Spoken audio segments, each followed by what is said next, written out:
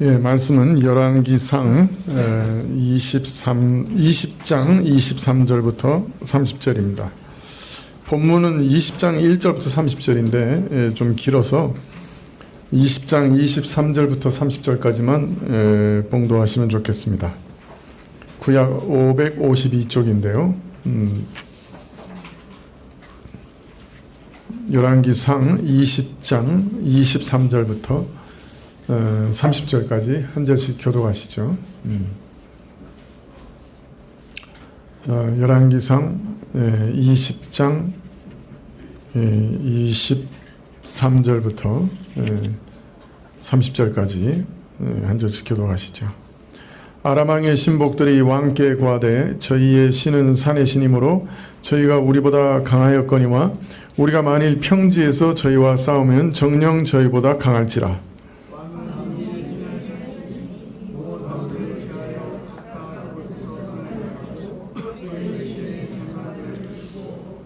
또 왕이 잃어버린 군대와 같은 군대를 왕을 위하여 충수하고 말도 말대로 병거도 병거대로 충수하고 우리가 평지에서 저희와 싸우면 정녕 저희보다 강하리이다. 왕이 그 말을 듣고 그리하니라.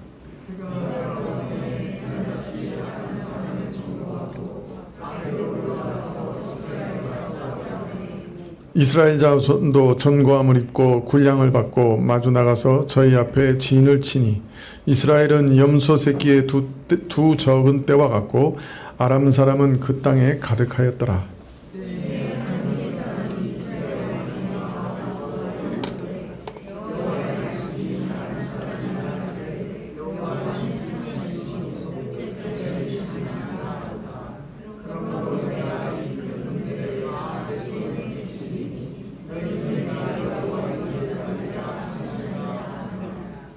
진이 서로 대한 지 7일이라 제7일에 접전하여 이스라엘 자손이 하루에 아람 보병 10만을 죽이매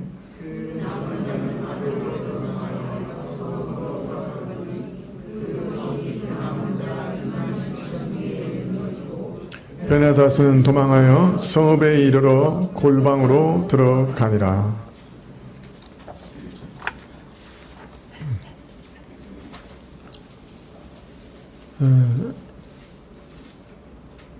갈멜산에서 이스라엘은 살아계신 하나님을 보았습니다. 그리고 그 마음을 돌이켰습니다. 하나님께서 참 하나님이십니다 고백했습니다. 하나님께서는 3년 동안 혹독한 가뭄을 내리셨지만은 이제 엘리야의 기도를 들으시고 땅에 비를 내리셨습니다. 하나님의 진노가 거두어졌습니다. 여기까지 보면 누가 보아도 하나님과 그 선지자 엘리야의 확실한 승리라 할 것입니다. 그러나 이 소식을 들은 이세벨은 여전히 기세가 꺾이지 않았습니다.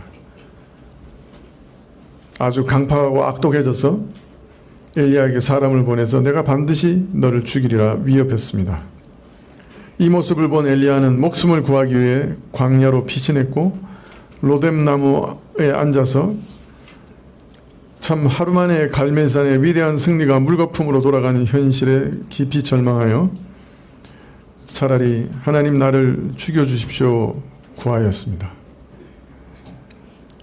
결과가 이렇게 되었다고 하는 것은 정말 이스라엘의 그 부패와 죄악이 얼마나 뿌리 깊은 것인가, 얼마나 끈질긴 것인가 하는 것을 역으로 드러내는 것이라는 것을 우리가 알 수 있습니다. 참 우리 마음에 있는 죄는 하나님께서 살아계심을, 그의 능력을, 그의 영광을 아무리 보여주셔도 돌이키지 않아요. 홍해를 가르는 것을 본 이스라엘 백성이 광야에서 하나님을 배반하고 하나님의 명령을 거부하고 40년간 광야를 돌았습니다. 홍해가 갈라져도 사람 마음속에 있는 악한 그 악심이 해결받지는 못하는 거죠. 아무리 큰 기적을 경험해도 우리 속에 있는 죄의 세력이 해결되지 않습니다. 두 번째는 하나님께서 이스라엘을 하나님께로 돌이키시는 이 일은 매우 장기적인 계획 가운데 이루어질 것이고, 당면한 이스라엘의 현실은 갈멜산의 승리 이후 이 회개가 많은 우여곡절과 어려움 가운데 진행되어 이루어질 것을 암시하는 것이라고 할 수 있습니다. 어떤 면에서는 하나님의 아들 그리스도가 십자가에서 죽으시고 하나님의 사랑을 진정으로 드러내시고, 그것을 하나님이 보내신 성령이 죄인의 마음에 친히 알리실 때만 죄인의 마음이 진정으로 돌이키는 그런 기적이 일어날 것이었습니다. 그 일을 하나님께서 이루시기까지 아직도 이스라엘은 많은 우여곡절을 겪어야만 했던 것이죠. 로뎀나무 아래서 낙담하여 앉은 엘리야를 하나님께서는 호렙산으로 부르시고, 모세가 계시를 받던 그 굴에서 하나님의 미래 계획을 알리십니다. 동북방 아람의 세왕 하사엘을 일으키시고 이스라엘의 예후를 왕으로 세우시고 엘리사를 선지자로 세우셔서 이들을 통해 이스라엘을 철저히 심판하실 것이다. 이처럼 삼중 심판을 통해 이스라엘은 멸망할 것이지만은, 그러나 이스라엘을 향하신 하나님의 뜻과 계획은 결코 좌절되거나 실패하지 않을 것이라 심판 중에도 남은 자 7천을 남기실 것이다. 남은 자를 통해 이스라엘은 명맥을 이어나갈 것이다. 하나님께서는 이처럼 배도한 이스라엘에 대한 처리 방침과 함께 언약이 파기된 이후에 메시아의 도래까지 그 역사의 성격이 어떤가, 철저한 심판과 남은 자의 구원이라고 하는 이 역사 성격을 엘리야를 통해 알리셨습니다. 이후에 이러한 결정은 엘리야가 엘리사를 불러 그 후계자로 세움으로써 첫 번째 시련을 보게 되었지요. 한편 이어지는 오늘 말씀에는 이스라엘과 아람의 전쟁을 기록하고 계십니다. 하나님께서 이스라엘의 마음을 돌이키시고자 하는 수많은 노력 중에 한 가지 사건을 오늘 기록하고 계신데요. 하나님께서는 아람과의 전쟁에서 객관적인 전력으로는 도무지 이길 수 없는 그런 상황 가운데 이스라엘에게 승리를 주십니다. 그리고 이러한 승리를 통해 하나님께서 참으로 살아계신 분이시다 하는 것을, 그 능력을, 그리고 여전히 택하신 이스라엘 백성을 하나님이 놓지 않으시고 저들을 참으로 사랑하신다 하는 사실을 이 사건들을 통해 보여주시고자 합니다. 왕상 20장 1절에 보면 아람왕 벤하닷이 그 군대를 다 모으니 왕 32인이 저와 함께 있고 또 말과 병거들이 있어서 이에 올라가서 사마리아를 에워싸고 치며, 이렇게 되어 있습니다. 열왕기에 보면 이스라엘 왕 바하사의 시대와 아합의 시대, 그리고 유다 왕 요아스의 시대에 걸쳐, 즉 3대에 걸쳐서 아람 왕국의 왕 이름은 베나닷이에요. 그런데 이게 3세대에 걸쳐서 베나닷이라고 하는 것은 말이 좀 안 되는 얘기죠. 그래서 이 베나닷은 동일인이라고 할 수 없다. 따라서 마치 바로가 애굽왕을 지칭하는 일반 명사였던 것처럼 베나닷이 아람 왕을 지칭하는 일반 명사의 가능성도 있습니다. 그렇지만 또 왕하 8장 28절에 보면 아람 왕을 또 하사엘이라고 부르고 있기 때문에, 하사엘이 그 아람 왕의 이름이기 때문에 베나닷은 일반 명사라기보다는 또 아람에서 특별히 선호되는 왕의 이름일 수도 있습니다. 즉 고유 명사일 수도 있습니다. 여하튼 오늘 등장하는 아람 왕 베나닷은 열왕기 15장과 18장에 나타났던 베나닷 1세의 아들이라고 여겨집니다. 이 베나닷 2세는 그에게 조공을 바치는 왕들이 오늘 말씀해 보니까 32명이나 됐다. 그러므로 그 세력이 매우 강성했다 하는 것을 이해할 수 있고요. 또 왕 자신이 모든 군대와 함께 32명의 왕과 함께 말과 병거를 가지고 사마리아를 포위해서 공격해왔다 하는 사실을 알 수 있습니다. 수도에까지 이르기까지 계속 아람과 전투를 해서 참 수도가 포위될 지경에까지 된 일인지 아니면 갑작스러운 기습으로 인해 수도가 포위된 것인지 알 수는 없지만은 여하튼 오늘 말씀해 보면 베나닷이 단숨에 수도까지 진격해서 포위하고 있는 것을 시작으로 하고 있습니다. 오늘 말씀은 2절에 보면 사자들을 성중에 이스라엘 왕 아합에게 보내어 이르기를 베나닷은 이르노니 내 은금은 내 것이요 내 처와 내 자녀들의 아름다운 자도 내 것이라 하매 베나닷이 아방에게 사자를 보냈습니다. 내 금은은 다 내 것이고 내 처첩과 아들 중에 아름다운 자들은 다 내 것이다. 즉 네가 나하고 화친을 맺고자 하면 너는 나의 봉신이 되고 공물을 내어주고 이를 보증하는 인질도 나한테 주어야 된다. 이제 그렇게 얘기한 것이죠. 4절에 이스라엘 왕이 대답하여 말하기를 내 주 왕이여 왕의 말씀이 나와 나의 것은 다 왕의 것이니라 하였더니 아합이 대답하기를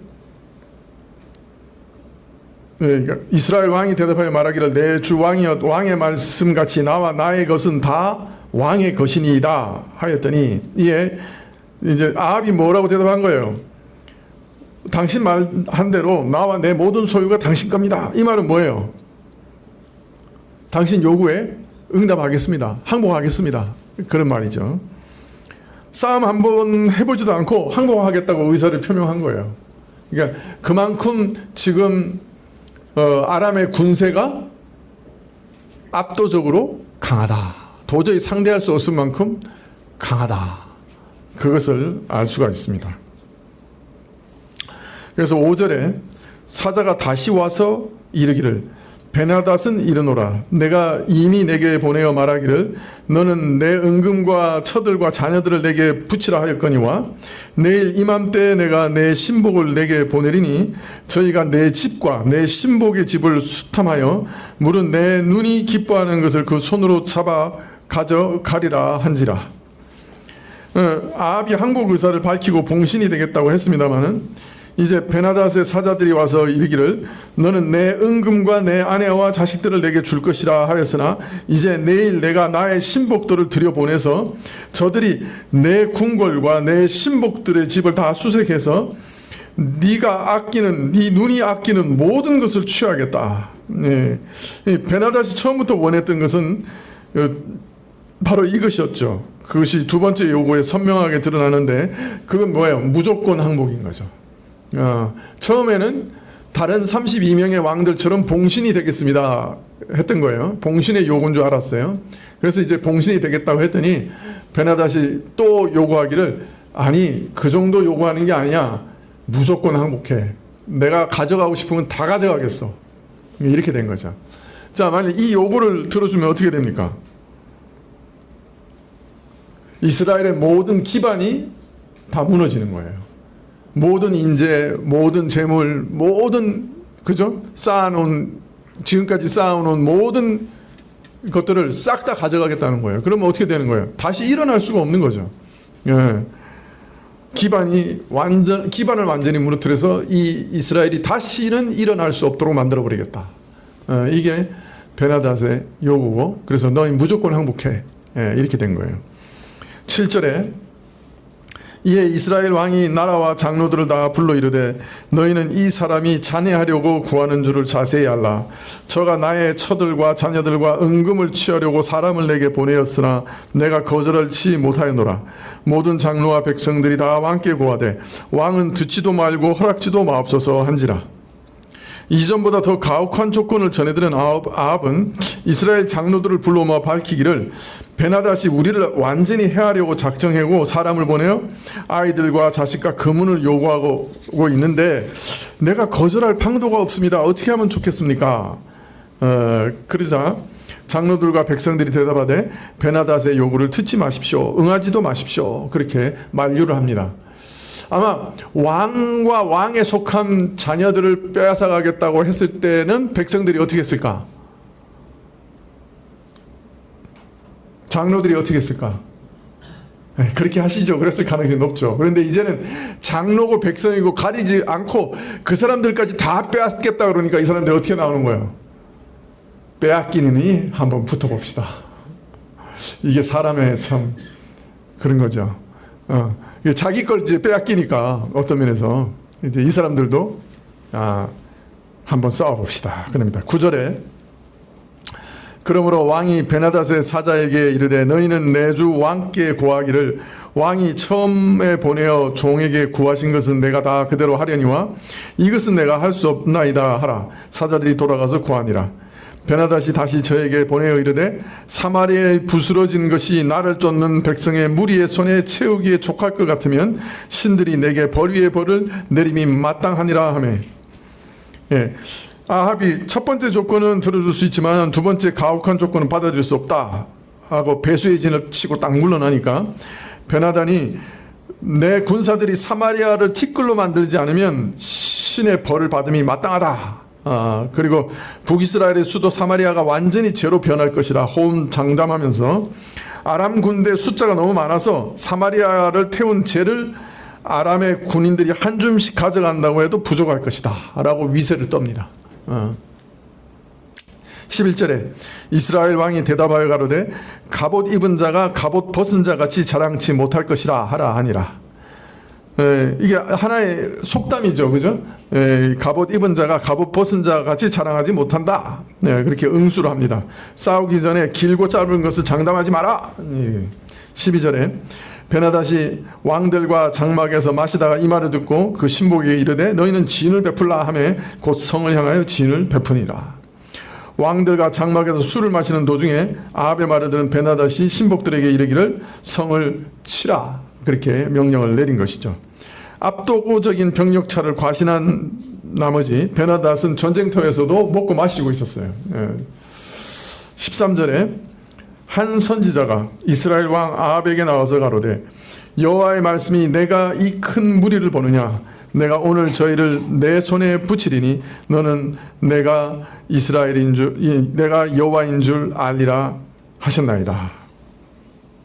이때 선지자 누구의 선지자? 여호와 하나님의 선지자가 아합에게 옵니다. 그래서 하나님께서 이 큰 군대를 오늘 내 손에 붙이실 거다 이렇게 약속을 전달합니다. 이로써 내가 여호와인 줄 내가 아니라.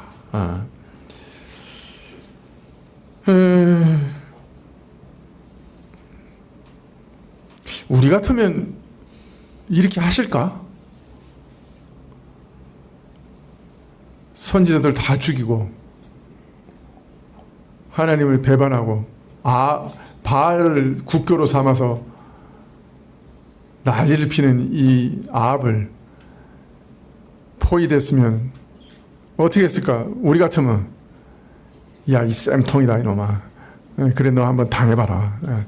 너 전재산 싹 다 뺏기고 네 아들 딸 싹 다 뺏기고 아주 알거지가 되라. 그래야 네가 회개라도 좀 하고 네 잘못도 좀 깨닫고 내가 이렇게 너를 징계하는 거를 좀 깨달을 거다. 그렇게 하시는 게 정상 아닌가요?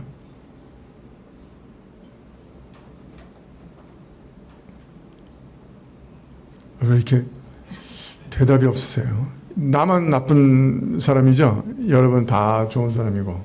네.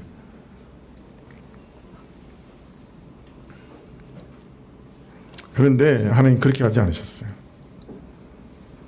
이렇게 악한 왕인데 그 백성 이스라엘을 대적해서 멸하려고 하는 자들을 오히려 하나님이 막아서고 제거하셔요. 그리고 하나님 자신이 모든 축복의 근원임을 아합에게 알려주시고 이스라엘 온 백성에게 거듭거듭 알려주시려고 해요. 하나님을 배반하고 떠난 왕과 이스라엘 백성을 여전히 돌이키시고자 아직도 하나님께서 이스라엘 백성을 사랑하시고 또 이스라엘 백성을 살펴보고 계시다 하는 것을 알려주시기 위해서 대적을 손에서 구원해 내시려고 합니다. 14절에 아합이 가로되 누구로 하리이까? 대답하되 여호와의 말씀이 각도의 방백의 소년들로 하리라 하셨나이다. 아합이 가로되 누가 싸움을 시작하리이까? 대답하되 왕이니이다. 아합이 이에 각도의 방백의 소년들을 계수하니 232인이요 그 외의 모든 백성 곧 이스라엘의 모든 자손을 계수하니 7,000인이었더라. 선지자의 말씀을 들은 아합이 누구부터 싸울까요? 묻습니다. 여러분, 이 장면은 어떤 면에서 상당히 놀라운 장면이에요. 아합이 지금 선지자의 약속을 의지하고 있어요. 그죠? 선지자가 약속하는 것에 대해서 그러면 어떻게 내가 해야 되죠? 라고 묻고 있는 거예요. 여러분, 이건 굉장한 변화죠. 참 엘리야의 노력이 완전히 헛된 건 아니었죠. 이제 아합이 하나님의 선지자들을 더 이상 잡아 죽이거나 무시하지는 못해요. 또 이세벨도 아마 백성들의 여론과 아합의 태도의 변화 때문에 더 이상 여호와의 선지자들을 막 해하지는 못하는 거예요. 어떤 면에서는 이제 아합 앞에서 선지자들이 어느 정도 운신할 수 있는 그런 처지가 된 거예요. 그래서 선지자가 와서 아합에게 말씀을 전할 뿐 아니라 아합도 이제는 그 선지자의 말씀에 반응을 보이고 있는 거예요. 어떻게 하면 우리가 이길 수 있죠? 이 아합의 질문에 각 도의 방백의 소년들로 하라. 각 도 지방 장관들의 휘하에 있는 젊은 청년 장교들을 앞세우라. 그렇게 말씀을 하십니다. 20장 16절에 보면 저희가 오정에 나가서 베나다스 장막에 돕는 왕 32인으로 더불어 마시고 취한 중이라. 각 도의 방백의 소년들이 먼저 나갔더라. 베나다시 탐지군을 보내었더니 저희가 회보하여 가로되 사마리아에서 사람들이 나오더이다 하매 저가 이르되 화친하러 나올지라도 사로잡고 싸우러 나올지라도 사로잡으라 하니라. 각 도의 방백의 소년들과 저희를 쫓는 군대들이 성에서 나가서 각각 적군을 쳐 죽이매 아람 사람이 도망하는지라. 이스라엘이 쫓으니 아람 왕 베나다시 말을 타고 마병으로 더불어 도망하여 면하니라. 이스라엘 왕이 나가서 말과 병거를 치고 또 아람 사람을 쳐서 크게 도륙하였더라. 그 선지자가 이스라엘 왕에게 나와서 가로되 왕은 가서 힘을 기르고 왕의 행할 일을 알고 준비하소서. 해가 돌아오면 아람 왕이 왕을 치러 오리이다 하니라. 아합이 선지자의 말대로 참 청년 장교들을 먼저 보내니 이 베나닷은 아주 여유가 있어요. 화친하러 오든지 싸우러 오든지 사로잡으라. 근데 여러분, 이 사로잡으려고 하면 상대방을 죽일 수가 없죠. 상대방은 죽자 사자 싸우러 왔는데 사로잡으려고 그러면 이게 전쟁이 돼야 안 돼요. 이게 어리석은 사람이 한 200명 나온 걸 보니까 그냥 사로잡을 수 있을 거다 생각한 거예요. 그렇지 않죠. 돌진에 와서 막 진멸하니까 그때부터 군세가 무너지기 시작해가지고 이제 다 도망가는 거예요. 그런데 선지자가 다시 말합니다. 내년 이맘때 다시 돌아올 것이니까 왕은 전쟁을 준비하십시오. 이렇게 얘기합니다. 자, 23절 오늘 우리가 이제 읽은 부분들인데요. 아람 왕의 신복들이 왕에게 고하되 저희의 신은 산의 신이므로 저희가 우리보다 강하거니와 우리가 만일 평지에서 저희와 싸우면 정녕 저희보다 강할지입니다. 이 수많은 군대와 기병과 또 32명의 왕들의 도움을 받고서도 대패한 베나닷이 땅에 돌아오니까 신하들이 이제 이렇게 권고합니다. 우리가 그렇게 강한데도 우리가 패배한 거는 이 여호와 하나님이라는 분은 산의 신 아니냐. 예루살렘 이게 다 산이잖아요. 그러니까 산의 신 아니냐. 우리 신은 평지의 신인데 그래서 산에서 싸워서 우리가 진 거다. 그러니까 이제 평지에서 싸우면 우리가 이길 거다. 이렇게 얘기하는 거예요. 그 당시 사람들은 이 신이라고 하는 게 이 천지 만물을 다 다스리는 신 이런 개념은 없고 그냥 산이나 들이나 강이나 바다나 이렇게 다 따로 신이 있는 것처럼 그렇게 생각한 거예요. 그래서 여호와 하나님을 그냥 그 산의 신으로 얘기한 거죠. 참 이것은 이스라엘 하나님을 아주 모독하는 말이죠. 우상 숭배하는 자들의 생각이지만은 그 일반의 우상하고 똑같이 하나님을 취급하는 거죠. 하나님을 이렇게 모독하는 이게 뭐 잡신 취급하는 거죠. 그러니까 하나님이 진노하셨어요. 내가 산에만 영향을 끼치는 신이라고 말하는 자들을 내가 참 응징해서 내가 참 천지의 유일한 참 신인 것을 드러내겠다. 그렇게 이제 작정을 하신 거죠. 24절에 왕은 이 일을 행할지니 곧 왕들을 제하여 각각 그곳에서 떠나게 하고 저희 대신에 장관을 두시고 또 왕의 잃어버린 군대와 같이 군대를 왕을 위하여 충수하고 말도 말대로 병거도 병거대로 충수하고 우리가 평지에서 저희와 싸우면 정녕 저희보다 강하리다. 왕이 그 말을 듣고 그리하였다. 그래서 32명의 왕 대신에 일사불란하게 지휘할 수 있도록 그 사람들을 다 장관으로 바꿨어요. 교체했어요. 그리고 지난 전투와 동일하게 군대 규모, 말, 병거를 보충한 다음에 다시 이제 평지에 싸우려고 합니다. 26절에 해가 돌아오매 베나닷이 아람 사람을 점거하고 아멕으로 돌아와서 이스라엘과 싸우려 하며 이스라엘 자손도 전거함을 입고 군량을 받고 마주 나가서 저희 앞에 진을 치니 이스라엘은 염소 새끼 2떼와 같고 아람 사람은 그 땅에 가득하였더라. 자, 잘 준비해가지고 전쟁을 예비하라 그랬지만은 아마 준비를 했지만은 역량이 모자랐는지 아멕에 올라가서 전쟁을 할 때 보니까 이스라엘 자손은 작은 염소 새끼 2떼만 하고 아람은 그 주변에 아주 편만해. 여러분 그 상상이 되세요? 그 작은 염소 새끼 2떼만 하다고 하는 게 아주 작은 숫자죠. 도저히 싸움이 안 되는 거예요. 근데 28절에 때 하나님의 사람이 이스라엘 왕에게 나와 고하여 가로되 여호와의 말씀이 아람 사람이 말하기를 여호와는 산의 신이요 골짜기 신은 아니라 하도다. 그러므로 내가 이 큰 군대를 다 내 손에 붙이리니 너희는 내가 여호와인 줄 알리라 하셨다 하니라. 이때 아합이 예뻐서 승리하는 것도 아니에요. 그죠? 하나님의 영광을 위해서 내가 승리를 너에게 줄 것이다. 이렇게 이제 약속을 하십니다. 29절에 진이 서로 대하여 7일이라 제7일에 접전하여 이스라엘 자손이 하루에 아람 보병 10만을 죽이매 그 남은 자는 아벡으로 도망하여 성읍으로 들어갔더니 그 성이 그 남은 자 2만 7천인 위에 무너지고 베나닷은 도망하여 성읍에 이르러 골방으로 들어가니라. 진 친지 7일 만에 접전했는데 하루에 이스라엘이 아람 군대 10만을 도륙했어요.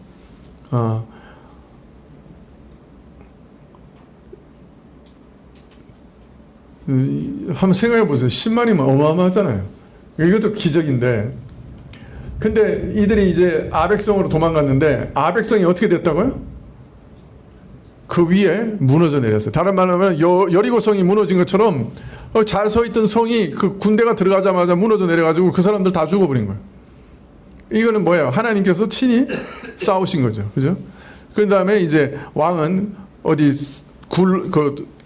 뭐라 그래, 골방 가운데 숨어 들어간 거예요.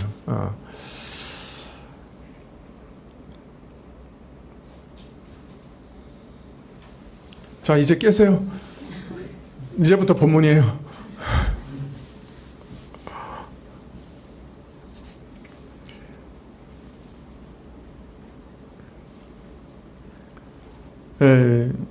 참 언약을 파기한 이스라엘 가운데 군대들이 와서 포위했습니다.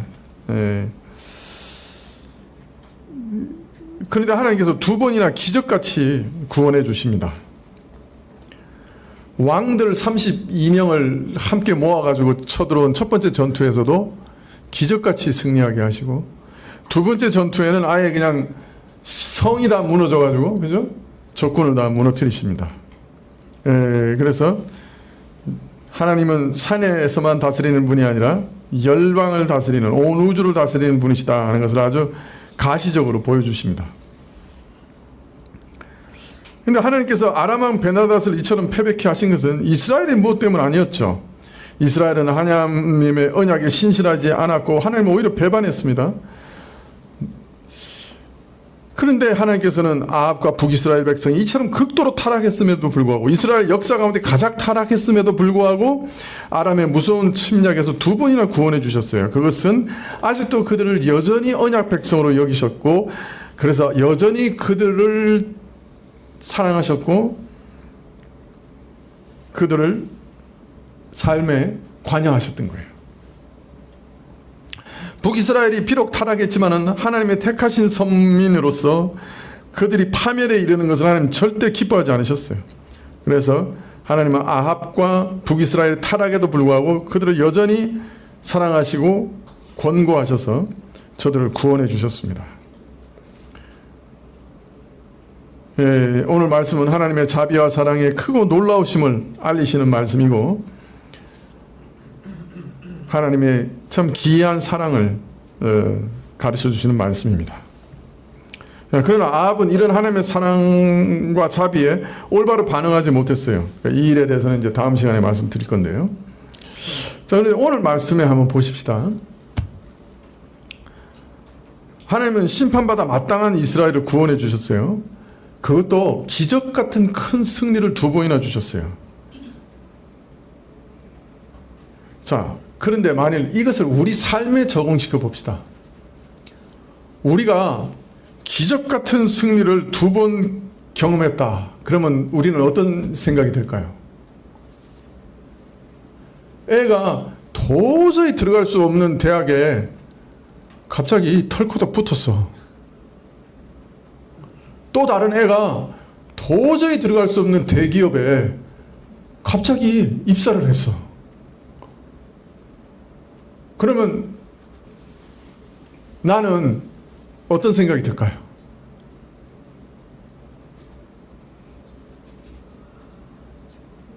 어떤 생각이 들까?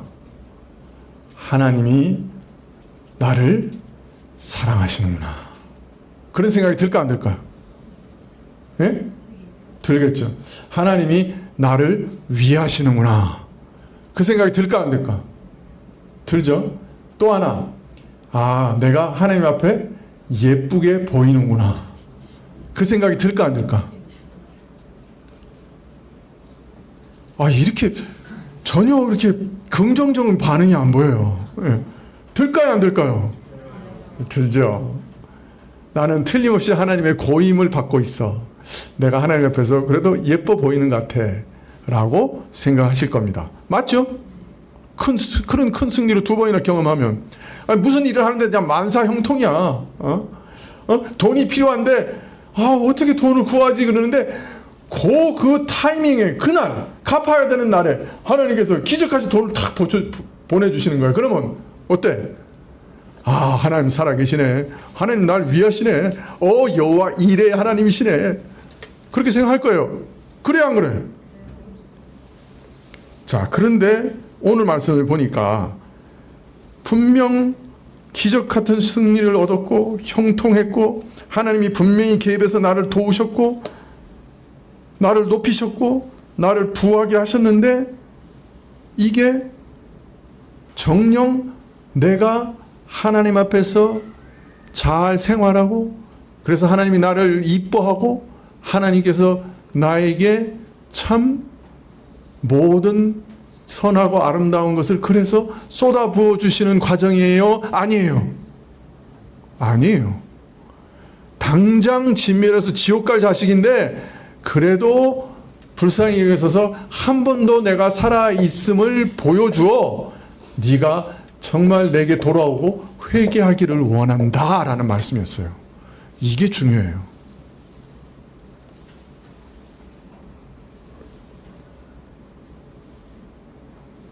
하나님께서 내게 어떤 호의를 보이시잖아요. 그럴 때 하나님이 살아계신 것을 보여주시고, 그래서 내가 정령 회개하고 다시금 하나님만 의지하게 하기 위해서 기적을 보여주실 수 있어요. 아니면 내 삶을 보호하시고 나를 통해 하나님을 섬기고 이웃을 계속해서 잘 섬기게 하기 위해서 그런 기적을 보여줄 수 있어요. 그죠? 전자일 수 있고 후자일 수도 있는 거예요. 오늘 말씀을 보니까. 또 거꾸로 보면 내게 하나님의 진노를 산 같은 일이 일어나는 거예요. 욥 같은 일. 애는 학교에서 떨어지고, 또 다른 놈은 직장에서 떨어지고, 또 한 놈은 결혼 상대자하고 헤어지고 또 한 놈은 병들어서 돈은 왕창 깨지고. 자, 이럴 때 느낌이 어때? 내가 뭐 잘못하고 있나? 내가 하나님의 진노를 사고 있나? 그렇게 느끼겠죠? 아니에요. 그런데 그 두 가지 중에 하나예요. 하나는 진짜 하나님께서 불쾌하셔서 내게 자신의 진노를 드러내는 방편일 수 있어요. 그러나 또 한편은 욥같이 세상에서 가장 사랑하셔가지고 연단하시고, 그래서 하나님의 아들의 성품을 더 분명하게 우리 안에 빚어가시기 위해서 그런 일을 허락하실 수도 있어요. 자, 그러면 결론은 뭐냐? 내게 닥쳐오는 일들과 내 삶의 정황을 가지고 하나님의 기뻐하심과 진노하심을 판단할 수 있다? 없다?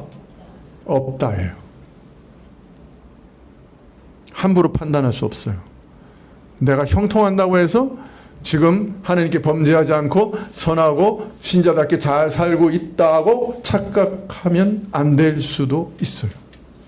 내가 심한 진노와 심한 연단을 받는다고 해서 내가 하나님께 버림을 받았구나, 내가 지금 하나님 앞에서 하나님의 진노를 사고 있구나 판단해서는 안 될 수도 있어요. 이게 오늘 말씀의 교훈이에요. 내가 당하는 일로 하나님과 나 사이의 관계를 평가하고 해석하려고 해서는 안 됩니다. 그럼 우리는 어떻게 살아야 돼요? 형통하든지 고난을 당하든지 항상 회개하는 것이 중요합니다. 우리 삶에 아무리 높이시고 아무리 좋은 것이 많이 들어오고 아무리 부자 되고 내가 원하는 거 다 주셔도 그게 네가 정말 망하기 직전인데 좀 내가 살아계신 하나님인 것을 알고 좀 제발 회개해라 라고 주시는 것일 수도 있는 거예요. 오늘 말씀을 보니까. 그러니까 어떻게 해야 돼? 하나님 모든 것을 흥하고 잘 주셔도 우리는 날 돌아봐야 돼요. 내가 이 가운데 혹시 교만한 거 없나? 혹시 내가 물질만 의지하고 하나님을 의지하지 않는 것 없나? 내가 하나님 앞에서 신자답지 않게 행동하는 건 없나? 그런 거 발견하고 늘 회개하고 하나님을 전심으로, 내가 가진 어떤 것이 아니라 하나님을 전심으로 의지하기를 힘써야 돼요. 혹 내가 계속해서 환난과 어려움과 연단 가운데 있다 해도 낭망하지 말아야 돼요. 그리고 회개해야 돼요. 그때도 혹 내가 고치라고 하시는 게 있나? 이 가운데서 배울 게 있나? 회개해야 돼요. 그러면서 또 그 가운데도 전심으로 하나님이 버리시면 내가 어디로 갑니까? 제가 어디 가서 기도할 때라도 있습니까? 하나님 저를 버리지 마십시오. 그리고 또 기도해야죠. 그러니까 우리는 흥하든지 망하든지 형통하든지 일이 어렵든지 그죠? 높아지든지 낮아지든지 부하든지 가난하든지 언제나 우리의 삶과 태도는 이양 미쁘게 회개하고 죄를 하나님을 전심으로 의지하며 살아가야 되는 것이에요.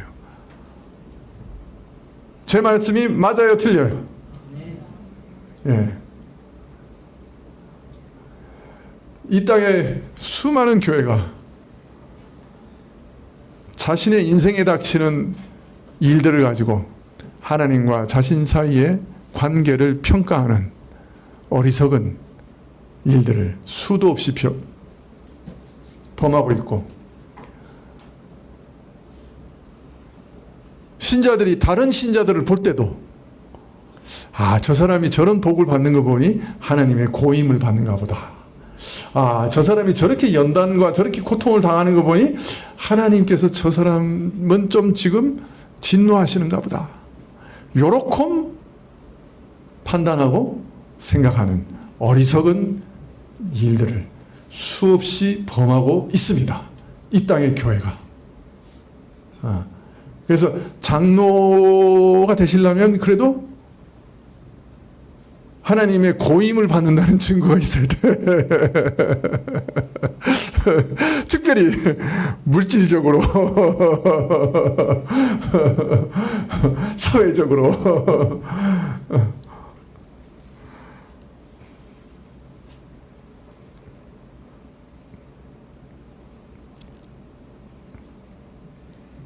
오늘 말씀은 사실은 대단한 것을 계시해 주고 있는 거예요. 이 두 가지 전쟁은, 두 번의 전쟁은 이스라엘의 가장 악독한 왕, 하나님을 배교한 왕을 위해 베푸신 은혜거든요. 사랑이거든요. 이런 사람에게도 이런 기적 같은 승리를 주셨거든요. 그게 무슨 의미인가 잘 생각해 봐야 돼요. 우리 인생의 정황을 가지고 하나님의 사랑과 진노를 함부로 판단하지 않으시기를 바랍니다. 다른 사람에 대해서도 함부로 평가하지 않으시기를 바랍니다. 우리는 오직 항상 겸손하게 하나님 앞에서 우리 죄를 회개하면서 하나님만 전심으로 의지하는 삶을 어느 때라도 잃어버리지 않으면 그것으로 참 족하다. 그것이 우리 삶의 유일한 길이다.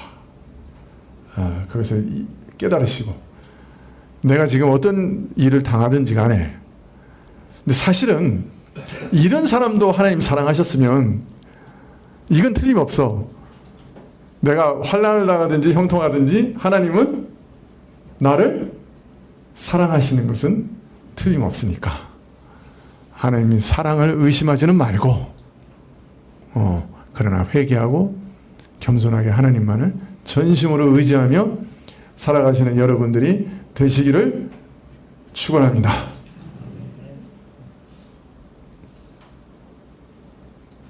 이 한국교회의 풍토를 따라가지 않으시기를 간절히 바랍니다.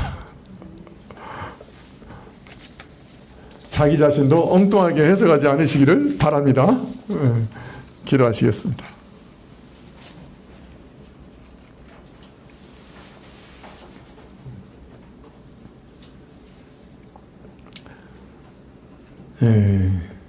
참 하나님의 사랑은 기이합니다.